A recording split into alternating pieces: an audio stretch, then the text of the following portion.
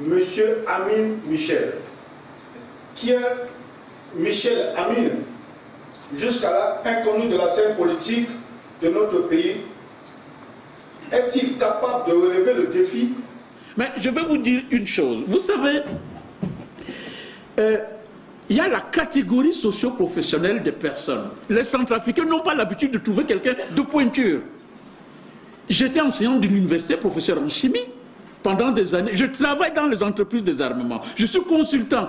Mais vous savez, le problème, c'est des choses qui touchent aux droits régaliens des États et à la souveraineté. On ne peut pas les dévoiler. J'ai des sociétés, je fais beaucoup de pays, beaucoup de voyages, c'est pour travailler dans ce domaine. Je travaille avec la direction générale des armements, ici en France, qui est sous le contrôle de la présidence de l'Élysée directement. Parce que certains armements sont soumis à des autorisations express de la présidence pour les acquérir. Mais vous ne pouvez pas dévoiler ces choses comme ça. Ça touche aux droits régaliens des États. Et ça peut devenir des problèmes. Donc, c'est des choses qui sont tenues à de hautes confidences. On ne peut pas les dévoiler. Ce n'est pas une entreprise qu'on va dire, bon, mais je fais ceci, c'est une entreprise de BTP. Voilà un peu la simple raison. Vous n'êtes pas le premier à poser cette question. Il y a eu beaucoup de Centrafricains qui ont posé cette question. J'ai eu l'audace de leur donner des réponses. J'ai dit, bon, mais vous savez, voilà, un peu les réserves, c'est par rapport à ça. On ne va pas se mettre à exposer, dire, bon, mais vous savez, ceci, machin. Non, ça n'existe pas parce que ça touche à la souveraineté des États. Donc, c'est les secrets de défense, on ne va pas les étaler. C'est quasi impossible. Hein, c'est quasi impossible. Voilà un peu les provenances de ces revenus. Et le domaine dans lequel je dis, qui touche aux droits régaliens des États, c'est de grosses transactions, qui touchent à des centaines de milliards. Un pays, prenons par exemple le cas de la République du Congo, Brazza. On a eu à traiter leur dossier en 2006. Ils voulaient des armements d'un montant de 600 milliards.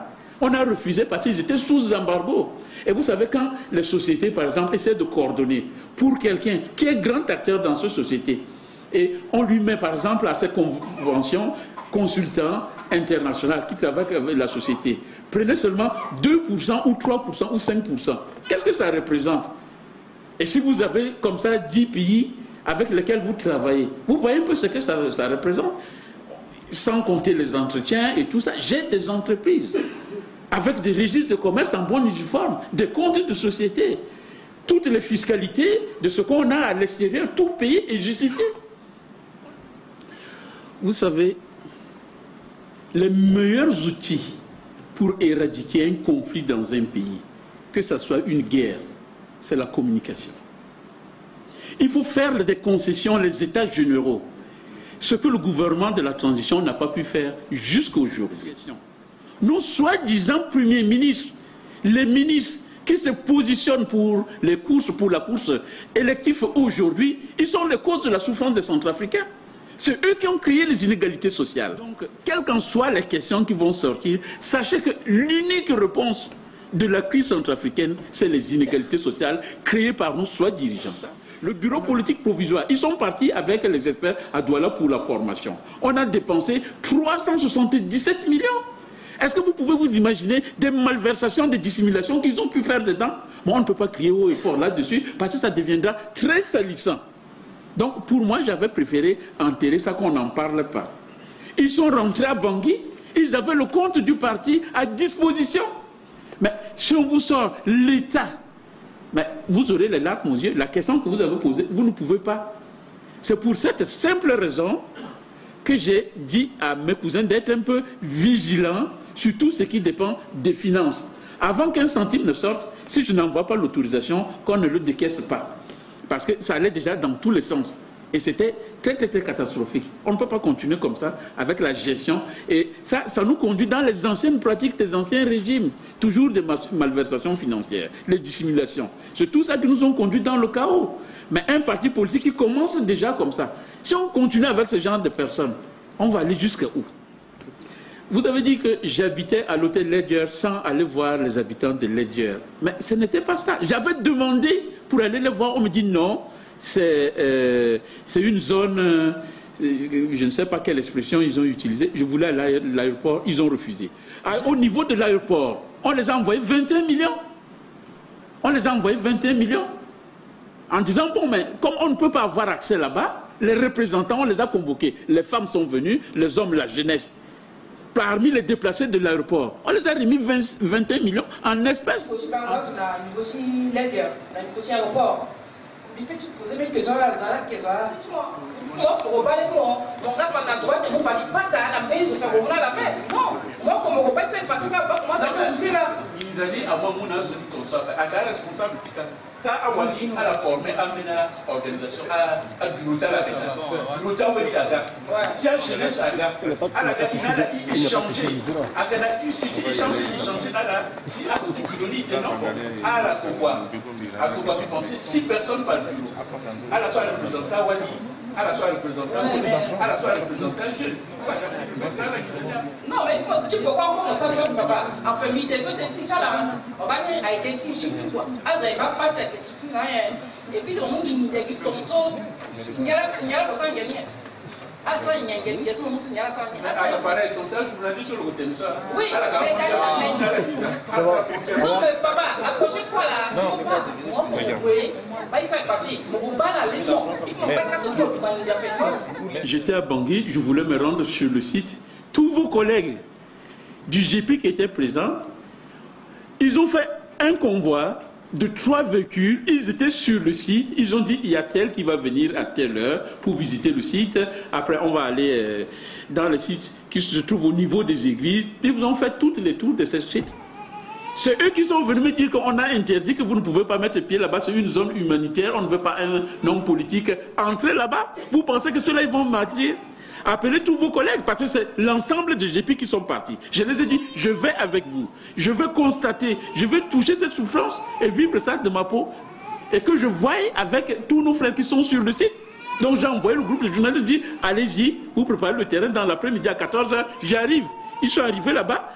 Ils se sont confrontés à l'opposition qui a dit non, mais vous savez, c'est une zone humanitaire, on ne permet pas aux hommes politiques d'y accéder. Je voulais qu'on les déplace. La famille Patassé a refusé. J'ai rencontré la présidente de la transition qui m'a reçu. On a échangé. J'ai dit non, mais vraiment, il y a une priorité. Il faut faire déplacer les gens de l'aéroport, qu'on les mette sur un site. Je suis prêt à te donner 1 milliard pour le faire. Je n'ai pas eu de réponse. Que voulez-vous qu'on fasse? Parce qu'on nous a interdit. On ne voulait pas qu'on aille sur le site. On a refusé. J'ai envoyé. J'ai rencontré plusieurs ministres avec lesquels on a échangé. Ils ne m'ont pas donné le feu vert d'aller. Mais si je pars là-bas, ils vont dire non, mais on exploite. Ça devient une exploitation de la misère humaine. On va exploiter à des fins politiques. Ils vont transformer les expressions. Donc on a préféré éviter. Mais on les a reçus. On les a remis des enveloppes.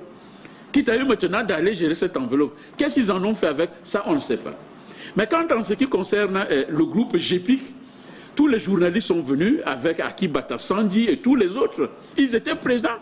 Je les ai remis le chèque de 25 millions avec des orientations bien déterminées. J'ai dit, je constate que les journalistes sont mal équipés dans notre pays et travaillent mal. Prenez cet argent, achetez les équipements. Mais après moi, ce n'est pas ça. Ils se sont partagés cet argent, c'est ça qui a suscité la division. Mais ce que nous faisons, nous ne donnons pas de l'argent aux gens, mais nous faisons de l'humanitaire. Par exemple, les journalistes, on les a donné de l'argent pour acheter les équipements, qu'on les retrouve dans les meilleures conditions de travail. Ils ont préféré se partager entre eux et bouffer. Et pourtant, ce n'était pas ça l'objectif.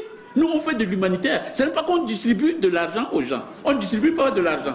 On a eu à faire des œuvres humanitaires et qui continuent. Pendant le congrès, on va encore faire des œuvres humanitaires. On a tout un plan. Nous sommes en train d'acheter un appareil scanner multifonction qui coûte 16 milliards pour offrir à l'hôpital général. J'en ai partagé. On a fait des commandes de véhicules de sapeurs-pompiers pour éteindre les incendies, pour faire les assainissements dans les hôpitaux. Parce que nos hôpitaux sont dans l'état d'insalubrité. Est-ce qu'on est des chefs d'État pour le faire? Non. Comment voulez-vous? Nous ne distribuons pas de l'argent. On fait de l'humanitaire, on encourage la population. C'est ça que nous sommes en train d'aider la population. D'aider la population et tout parti politique qui s'engage, il y a des investissements à faire. C'est ce qu'on dit en économie. Hein. Le coût d'opportunité, c'est le coût de ce que l'on doit renoncer pour obtenir ce que l'on veut. On est obligé de faire un certain nombre de choses parce que nous voulons aller vers une direction. Mais une chose qu'il ne faut pas ignorer, il faut l'éducation des citoyens centrafricains, parce qu'on a une jeunesse qui est très paresseuse et douée d'une paresse léthargique. Il faut mettre vraiment de la rigueur pour relever le défi auprès de la jeunesse. C'est intolérable. Vous ne pouvez pas à dire ça. C'est un avis, madame. C'est un avis. C'est un avis. C'est un avis, c'est son avis. C'est votre avis aussi. C'est votre avis aussi. Non, on a besoin d'être encadré, mais ne dites pas que la jeunesse centrafricaine est paresseuse. Si quelque part aussi à la paresse. On a dit qu'on devrait mettre l'accent sur l'éducation. Déjà, nous, dans notre projet de société, on va interdire à la jeunesse centrafricaine d'aller en Afrique de l'Ouest pour amener les faux diplômes. Ils partent massivement là-bas pour acheter les diplômes dans le marché. Quand ils reviennent, ils ont un grand diplôme, mais en pratique, vous avez des doutes. C'est comme les étudiants qui sont à l'université à Bangui. Vous allez trouver un étudiant de Master 1, Master 2. Quand il s'est fait, ou il vous envoie une correspondance, vous vous demandez mais comment il a fait pour arriver à l'université. Déjà, en matière intellect, un élève qui franchit déjà la classe de 3e, c'est déjà un intellectuel. S'il fait des fautes, c'est des fautes qu'on peut tolérer, parce que nul n'a le monopole du savoir. On peut tolérer, mais au niveau de l'université, déjà, c'est déjà autre chose. Vous savez, la crise centrafricaine n'est pas une question de religion. Mais on a tout juste fait une transformation pour dire que c'est un problème de religion. J'ai proposé à la présidente de la transition, comme vous venez de dire, le jour qu'elle m'avait reçu, j'ai dit, c'est très simple. Moi, je te propose ceci. Il faut recruter ces anti-Balaka, les Séléka, les prendre et les mettre ensemble en formation.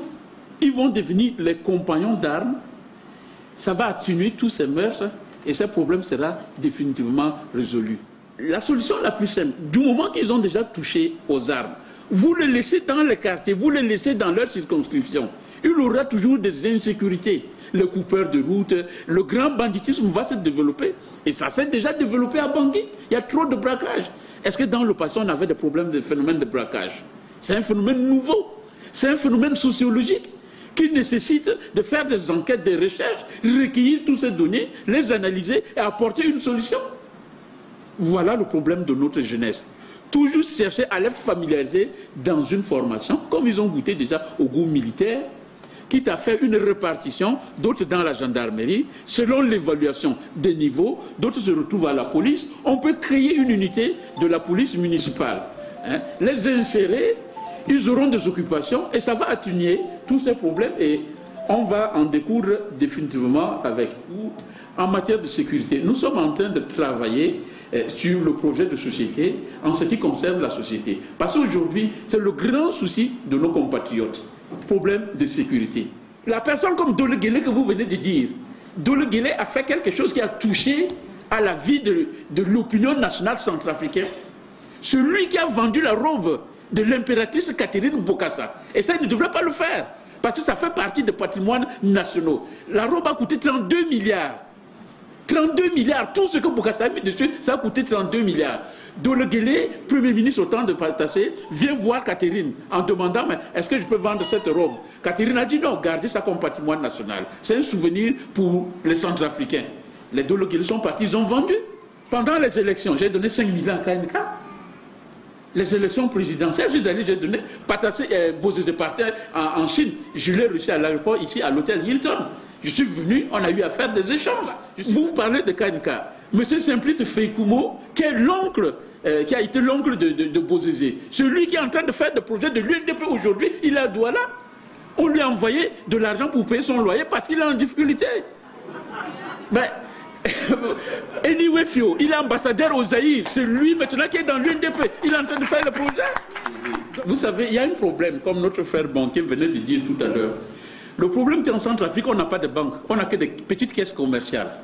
Les soi-disant banques, ce n'est pas des banques. En Centrafrique, vous demandez 2 milliards tout de suite, il n'y a rien. Ils ne peuvent pas vous le sortir. Ce n'est que des petites caisses commerciales. Au Cameroun, vous partez dans une banque, vous demandez 700 milliards, ils vont vous le sortir comme un bonjour. Les banques sont en surliquidité. Demain, si nous sommes à la gestion de choses publiques, vous ne pouvez pas avoir une entreprise sur le territoire centrafricain tant qu'il n'y a pas un Centrafricain qui est actionnaire. S'il n'y a pas un Centrafricain capable de faire à la hauteur de ce que vous voulez faire, le ministère du Commerce mettra une action et va désigner les Centrafricains qui vont travailler. Il faut que l'État prenne ses responsabilités en main. Vous ne pouvez pas être responsable d'une entreprise à 100% sur le territoire national, quasi impossible.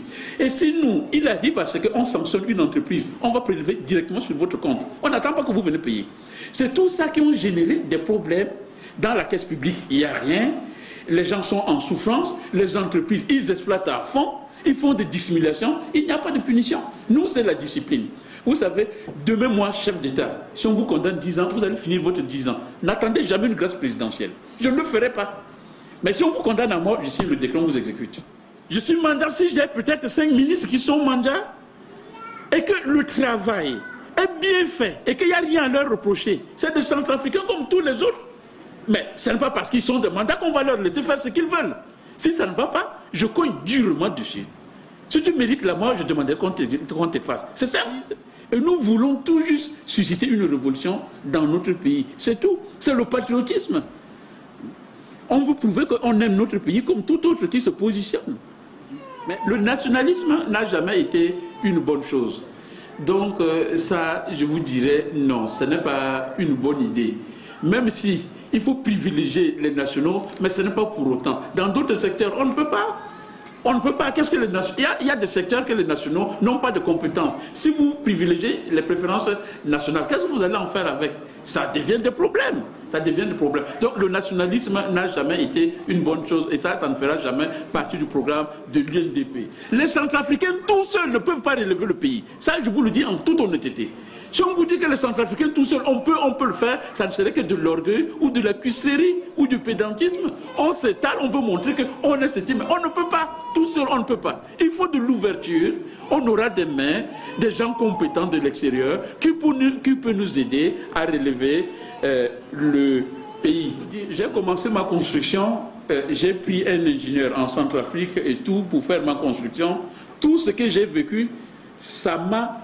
C'est que j'ai arrêté avec eux, j'étais obligé d'aller chercher les gens au Cameroun. Parce que ça n'allait pas. Ils m'ont tout vendu. Tout vendu. On s'est dit qu'en faisant venir les étrangers, ils auront peur et on aura au moins de dégâts. C'est ça le problème. Oui, je pense que c'est un faux débat parce qu'en Centrafrique, pour la première fois, depuis 53 ans, j'ai été dans l'entreprise qui avait contribué à la fabrication des cartes d'électeurs et des procès-verbaux en Centrafrique. Au départ, on avait voulu envoyer ça au Cameroun. Les gens disent la même chose, mais je pense que c'est quand même dommage. Moi, c'est la question du frère, parce que moi-même, je suis auto-entrepreneur en Centrafrique, j'ai une société. Et même à l'époque, quand on avait fait les trucs, on a envoyé des choses, les candidats préfèrent aller faire au Cameroun alors qu'il y a des sociétés en Centrafrique, même pour faire tout ce qui est gadget publicitaire. Et je pense que c'est pour ça que je voulais revenir là-dessus. Je ne voudrais pas que vous retombiez. C'est vrai que vous avez quelques cas, enfin, déplorables, mais ce n'est pas toutes les entreprises. Il y a des entreprises qui font beaucoup de choses à Bangui. La MINUSCA a signé 23 contrats avec des entreprises locales. Et vous ne pouvez pas mettre en second plan. Voilà, je voulais vraiment insister là-dessus parce que c'est une chose très importante pour le développement du pays. Merci. Pourquoi donner l'exclusivité du commerce à quelqu'un quand on est dans un monde de concurrence pure et parfaite? Il faut laisser la voie à tout le monde qui peut faire le commerce, qu'ils le fassent. Les ministres centrafricains, quand ils viennent en France, ils sollicitent les gens parce qu'ils ne connaissent pas Paris. Vous allez les aider dans vos voitures à se balader. Allez-y à Bangui, demandez l'audience pour les voir. C'est tout un problème, ils ne vous reçoivent même pas. Vous avez vu le secteur minier, le diamant. Il y a combien de collecteurs centrafricains? Il n'y a que des étrangers. Ils viennent, ils s'enrichissent, mais les Centrafricains ne sont que des manœuvres, ils passent le temps à creuser la terre dure. Ça devient l'exploitation de la misère humaine. C'est toutes ces pratiques-là qu'on va en découdre avec ça demain. Nous voulons dans l'éducation des citoyens que les gens se reconnaissent centrafricains. Mais pas dire que celui-ci est tel, il faut en finir avec ça. Les véritables outils pour éradiquer un conflit, c'est la communication. L'Europe après la Deuxième Guerre mondiale, aujourd'hui la France et l'Allemagne. Vous venez de voir la fête du débarquement de Normandie qui avait eu lieu. Qu'est-ce qui a fait réconcilier la France et l'Allemagne pour devenir les meilleurs alliés? C'est la communication. Il faut faire des états généraux, la communication, les échanges pour apaiser les mœurs des gens. Ça a été une honte de prendre le Parlement d'un pays, aller voter la décision en N'Djamena. Et on continue avec les mêmes bêtises. Oui, Brazzaville, le sommet de Brazzaville. Et pourtant, il fallait qu'ils fassent les états généraux. Ce problème devrait être réglé sur le territoire national. C'est le rêve de tout Centrafricain, le problème de nos sous-sols. Mais ce que les gens ne comprennent pas, le pétrole que nous avons en Centrafrique, ce n'est pas un gisement très important. La société Konoku qui voulait exploiter ce pétrole à l'époque, s'il a abandonné, parce que s'il exploite ce pétrole, il risque de l'exploiter à perte. Quand le pétrole a un grand gisement, ça dégage du gaz. Vous partez dans ces zones en question, vous voyez des flammes partout. Mais ce n'est pas le cas de notre pétrole. Ce n'est pas pareil. Ce n'est pas quelque chose de très important. J'étais à Briand, on a eu à faire des barrages. J'ai vu comment on a fait l'exploitation des diamants. Les colons ont exploité la majorité de ces zones. Vous allez trouver une rivière, on fait un barrage, on exploite. Vous trouvez des vieilles pelles, des vieilles marmites au fond, dans le gravier. Si les gens arrivent aujourd'hui à trouver encore le diamant, parce que c'est quelque chose qui est sous la terre, peut-être en exploitant, ils n'ont pas pu, ce n'est pas des exploitations industrielles, artisanales. Mais sinon, la majorité des zones ont été déjà vidées. Sauf peut-être la zone de Badassa, qui n'a pas encore été atteinte. Mais bon, peut-être dans l'avenir, si l'exploitation de cette zone va commencer, on verra bien ce que ça donne. On a d'autres richesses aurifères, mais attendons que toutes ces choses soient bien clarifiées pour voir telle ou telle chose. Le fer, par exemple, de Bourgoin. Le fer de Bourgoin ne peut pas être exploité. On a eu des Japonais qui voulaient exploiter, des entreprises qui se disent mais c'est très lourd. On va commencer de Bourgoin, transporter jusqu'à Douala pour repartir avec. On a toujours abandonné des sociétés qui viennent et tout. Ça nous pose problème. On est un pays enclavé. Déjà pour faciliter tout ça, il faut commencer à désenclaver le pays. Le port de Zinga, si on construit le port de Zinga à l'eau profonde, ça peut nous faciliter. Mais malheureusement, Lubangui, en arrivant au Congo, pénètre sous la terre. Donc, nos problèmes... ne pensez pas que tous les problèmes tournent tout autour de nos richesses minérales qui posent des problèmes. Oui, il peut avoir ça comme une partie, mais d'autres aussi, ce n'est pas seulement ça. Il peut avoir d'autres choses aussi. Et quand on s'engage en politique, ce n'est pas si facile comme les gens pensent. Déjà, il faut avoir un carnet d'adresses lourd, une dépression économique qui donnera des dons de milliards pour reconstruire notre pays. Autant commencer par la révolution verte, le développement de l'agriculture, qui va générer des emplois, des revenus dans la caisse publique. À base de ça, on va régler tous les autres problèmes. Il faut commencer par quelque chose. Et l'industrialisation de l'agriculture, vous ne pouvez pas commencer comme ça. Il faut avoir les ressources pour acheter tous ces machines, ces outils industriels pour travailler avec. Autant déjà reprendre d'une manière artisanale, comme on faisait les champs de coton. On avait des usines qui sont sorties de là, du Catex qui fabriquait les pains et tout. Commencer avant de l'industrialiser. On est un pays pauvre. Notre pays, c'est le plus pauvre de la planète. Donc, dire aujourd'hui, tout de suite, on va commencer à l'industrialiser, c'est les promesses que font d'autres partis politiques. Mais nous, on ne fera pas ce genre de promesses. Si nous mettons des choses sur les réseaux sociaux et tout ça, c'est tout juste pour une curiosité internationale. Mais si ça dépend des Centrafricains, ça ne vaut rien du tout. Quels sont les Centrafricains qui ont accès à Internet? 3% seulement sur 5 600 000 habitants. Vous savez, la question que vous venez de poser, que c'est la puissance coloniale qui met le chef d'État africain au pouvoir, n'entrons pas dans des choses qui ne sont pas justifiées. Vous avez des preuves tangibles, vous, en tant que journaliste, vous faites des investigations. Pouvez-vous amener toutes les preuves que, bon, la France a mis telle personne, la Belgique, dans les zones qu'il a colonisées, il a mis telle personne, ou l'Espagne, l'Angleterre a mis telle personne au pouvoir. Et quant en ce qui concerne l'action de la France en République centrafricaine, vous savez, c'est une puissance, la France, une puissance. La France a une ligne de politique que vous ne pouvez pas aller contre.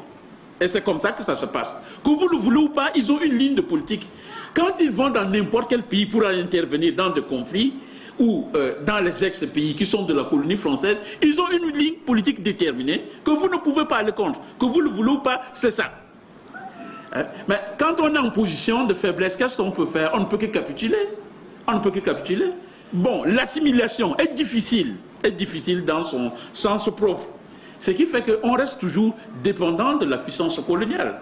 Et vous êtes sans ignorer, nous restons dépendants de la puissance coloniale pour plusieurs raisons. L'indépendance économique, la France n'a pas donné. L'économie est contrôlée par la Banque de France, le Trésorier général de France contrôle la Banque des États de l'Afrique centrale, la Banque des États de l'Afrique de l'Ouest et la Banque centrale du Comore. Bon, mais quand l'économie, la France n'a pas donné l'indépendance économique qui reste dans ses mains, comment vous allez vous en passer de quelqu'un qui détient l'économie du pays là où vous allez être élu ou vous êtes président? Vous allez vous en passer de lui comment? À tout moment, vous aurez besoin de lui. Vous partez demander un crédit en Chine. La Chine, oui, il vous accorde le crédit. Mais qu'est-ce qu'il fait en priorité? Il verse à la Banque de France. Arrivé à la Banque de France, il dit, ah oui, c'est le Cameroun, mais vous devez au FMI 10 milliards, il paye. Vous devez à la Banque mondiale, il paye. Et le reste, il vous envoie. Il vous gère comme ça. Comment vous pouvez vous en passer de lui? C'est quasi impossible. Les affinités avec la classe politique camerounaise, c'est lié à mes activités. Vu que je travaille, comme je venais de l'expliquer, dans le secteur lié à la défense. Et c'est ce secteur qui touche au chef d'État. Ce n'est que ça qui fait, c'est qu'on a des affinités. Si ça ne va pas, on peut rencontrer le président facilement pour échanger. Mais en dehors de ça, bon, il n'y a rien d'autre. Mais il n'y a pas d'objection dans ces affinités parce que nous sommes dans la zone CEMAC, qu'on le veut ou pas, on entre en politique. Demain, on est appelé à se voir et puis à vivre ensemble. Déjà, il y a une grande population centrafricaine qui vit au Cameroun. Il y a aussi des Camerounais qui vivent en Centrafrique. Donc, il y a une mixité de vie déjà. Et des mariages mixtes aussi qui accompagnent. On fait avec tout ça. Bon, on demande qu'on les fonds, il faut les faire armer maintenant. La France dit non, mais le pays est sous embargo, on ne peut pas leur donner des armes. Il y a multivisage. Aujourd'hui, les FACA sont les premiers braqueurs encore dans la capitale. Ça pose un problème. Ce qui fait que ça sème le doute. On se dit, en les réarmant tout de suite, ça peut être encore, ça peut faire de sorte que le pays se replonge dans le chaos. Mais vous savez, les pays qui ont eu des problèmes jusqu'à arriver à la partition, comme vous venez de dire, ça a été des pays qui ont été des pays fédéraux. Et quand ça n'allait pas, ils ont cherché à se séparer. Mais la République centrafricaine n'est pas un pays fédéral. C'est l'unique et indivisible. Et c'est comme ça qu'on doit rester. Quand vous allez prendre réellement la carte de la République centrafricaine, pour commencer à voir ses bornes, vous savez là où se trouve la République centrafricaine, on se retrouve à 15 km après Zongo. C'est Boganda qui avait décidé, céder, il s'est dit, mais à quoi bon aller jusqu'à là-bas? On peut rester ici, il y a le fleuve qui nous sépare. Est-ce que vous savez des problèmes que la Centrafrique est en train de subir en ce moment? La République démocratique du Congo, la République du Congo, Brazza, est en train d'empiéter sur la terre centrafricaine. Ils vont à la frontière, ils prennent les chefs, on leur donne les véhicules, on leur construit des maisons, on dit vous prenez l'identité congolaise. Bon, les chefs, vu que l'administration centrale de Bangui ne s'occupe pas d'eux, et ici, ils peuvent trouver à manger, ils ont des véhicules, on les traite bien, ok, ils cèdent. Le Congo a déjà empiété dans beaucoup de villages centrafricains, ce qui risque d'être un nouveau front de la crise, si on n'arrive pas par la voie diplomatique à arranger ce problème. Aujourd'hui, il y a une question qui se pose, il faut intégrer les Séléka dans le corps de l'armée. Mais des gens qui n'ont jamais fait de cursus militaire, ni une école militaire interarmes, ils sont des généraux. Mais comment vous allez vous allez trouver un général, ici il a le grade de général, ici il a le grade de sergent-chef. Mais avec ce genre d'officiers, vous allez faire comment avec eux? Tout est déterminé dans le projet de société de l'UNDP. Quand vous prendrez connaissance de ce projet, vous aurez toutes les réponses. Donc c'est tout ce que je peux vous dire brièvement. On vous remettra au moment venu un projet de société de l'UNDP. Quand vous aurez le projet de société, vous verrez tout ce que... Si quelque chose vous manque, reposez la question, on vous répondra.